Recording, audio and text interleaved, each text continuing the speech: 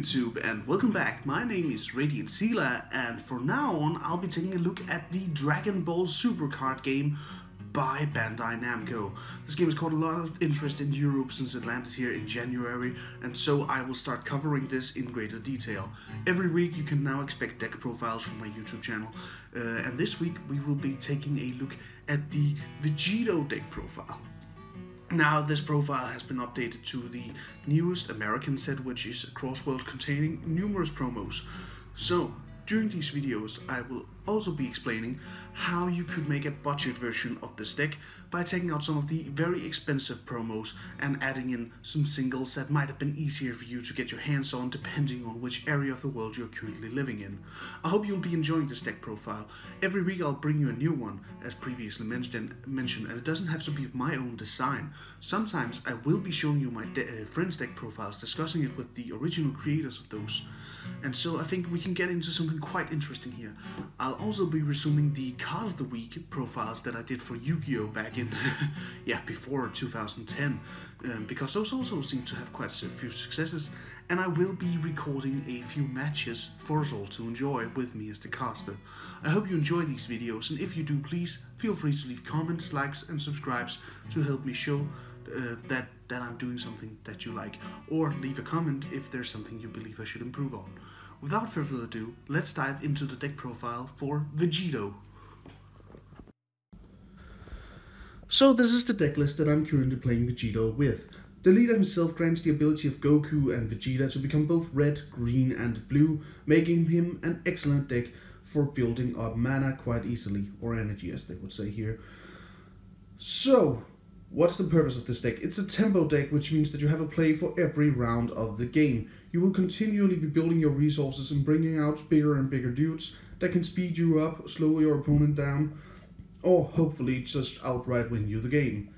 As previously mentioned, I will be going into which cards can be replaced for which if they are above $10 of current sales value. Okay, so we will start out over here. What you'll continue doing is hit with your Vegito leader every turn. He mills your top one card of your deck, and if it's red, which will be 95% of the time with this deck, I believe, he will gain a 5,000 attack bonus. Now then, your primary guys for bringing out are the Kind Saiyan Son Goku and Bundle of Curiosities Son Goku. Why is that? Yes, they are 1 and 2 cores respectively, and they bring out more cards from your deck. Kind Saiyan allows you to look at the top 7 and then choose 1 blue Goku, which means 1 any Goku, and add it to your hand, whereas Bundle of Curiosities and Goku outright just draws you a card. What you want to do with these when you play them is keep them without attacking. So you play them to get the speed, and then you do not attack, because you want to involve them into a more powerful, potent guy. Looking at the Comrades Combined Son Goku, he is the guy you want to bring out when you're holding Hyper Rush Vegito in your hand. So why is that? Comrades Combined has the ability to look at top 7 and play a cost-free or lower Vegeta, which leads into the primary purpose of regular Vegeta decks, which is the Union Potara effect, currently unique to this deck, but it will not continue to be so. So while Goku and Vegeta are both on your field, you can pay 5 to overlay them and then put Hyper Rush Vegito or Ultimate Force SSB Vegito on top of them. And these will be your most potent finishers. Hyper Rush allows you to both draw cards, remove your opponent's cards from the game, and draw 2 cards from your life, meaning that you can awaken more easily with them. They're both pretty solid turn 5 drop, but if you do get SSB Vegito, there's a high chance you're simply going to win, because he inflicts 3 damage and can attack 3 times in that same turn. He's quite ridiculous if your opponent isn't holding a more potent counter such as Methuba. Now, going back to Comrades Combined, the guy you respectively want to aim for here is the full power Vegeta. When he comes out, you get to KO your opponent's battle cards that cost 2 or less for a total of up to 3. So if your opponent has 3 1-cost cards, you can KO all 3. And as such, it removes a lot of combo value from your opponent and even takes care of some of those pesky revenge blockers. Second card you want to target is the Assailant Vegeta, simply due to its critical effect. This is the guy you want to bring out against decks such as Mega Frieza and Starter Goku and SS3 Goku. Now, why is this? Because the critical effect removes cards from your opponent's hands, essentially. So what it does is that it gains you the advantage, even though you're using lots of cards to even hit half of your deck. So the critical is there to like keep the advantage up for you. So that's the combos combined into Vegito combos. None of these are really expensive, aside from the Hyper Rush Vegito and Ultimate Force SSB Vegito. Now, what can you do if you do not hold these? As previously mentioned, I would inform you firstly. There is the Lightning Speed Vegito that you can play that allows you to search out Vegitos instead of the SSB Vegito. He can play Hyper Rush or Repeated Force, which is a red Vegito, from your discard pile or drop area, respectively. So that's the card I would replace SSB for, I do believe. But there isn't a really good replacement for him, as he is probably at this point the most potent finisher of the game. Looking into your other finishers, we are using the Evolve Goku engine. This is the Rapid Onslaught Super Saiyan Blue Sun Goku. Now what this does is that it basically says you win the game. No it doesn't. But it's a 3-cost evolve into a 5-cost card, which is incredibly potent because it reduces the cost by 2 if you are evolving into it. It also has double strike, and when you play it you can discard 1 card to let it have critical until the end of the turn. Meaning that when you strike with this during your turn 3, you're striking for 20,000 with double strike critical. You could potentially discard 2 cards your opponent loses in resources. This is an incredibly potent card, but it is also one of the most expensive cards in the game as of today. So what you'll want to do is replace this card with the starter deck version, the Super Saiyan 3 Maximum Energy Son Goku.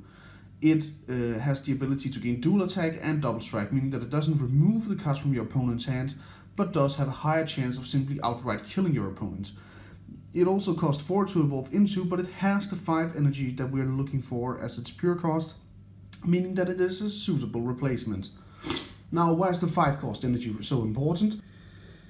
It is because of the Ultra Instinct Science on Goku. Now, this is your second most potent finisher of this deck. It has triple strike, and it has permanent your opponent can't combo for the duration of this card's battle, meaning that 9 out of 10 times this guy will win you the game.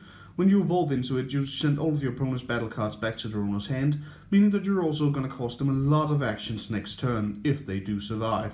This guy is really potent, and the way you play him isn't by paying those 7 pesky resources, it is by paying 2 blue and placing 1 card from your hand into the drop area to evolve into a Blue Sun Goku that costs 5 or more.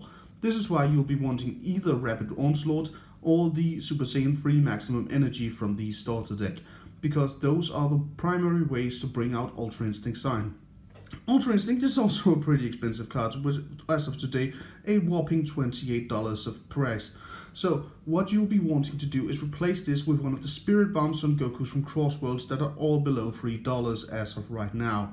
They have the same EX Evolve ability with a cost 5 or more, and they have the ability to both double strike and reach a higher chance of higher power by comboing with either your energy or your drop area. I would personally prefer the green one that combos from the drop area, because that means you can recycle your super combos.